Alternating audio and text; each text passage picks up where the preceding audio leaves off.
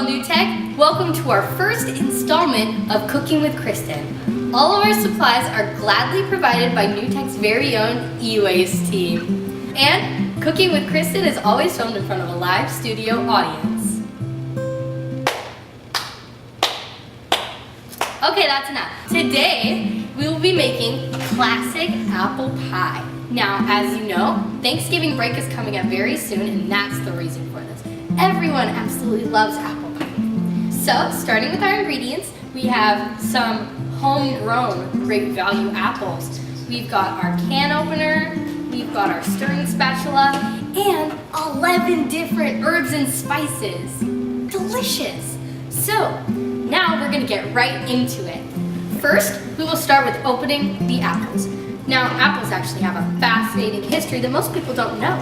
Our most famous president, George Washington, created apples in a sponsorship with Nike. Okay, so this is actually stuck. Now, I actually have cut all the way around the lid of the can of apples, but as you can see, what happens a lot of the time is the lid just doesn't come out. So, if you're in the same situation, you just cram your fingers in there and just get the apples out. No, I actually can't get them out. So, now that we've attempted that and it doesn't work, there's always your last resort, which is just completely dump it in here.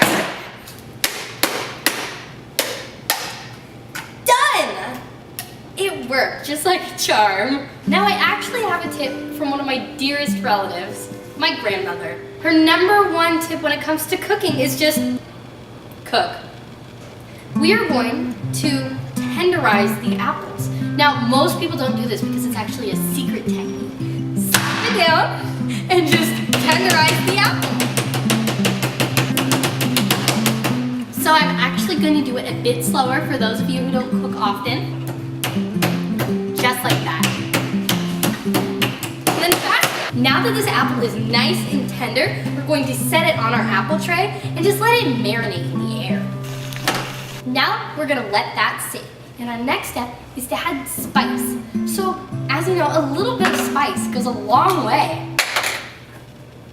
Now, really, just only a tiny bit, because it'll really enhance the flavor. Perfect!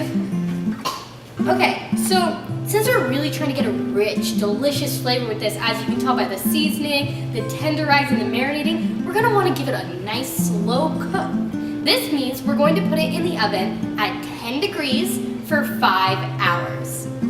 Let's go do that, and I'll get back to you when we're done.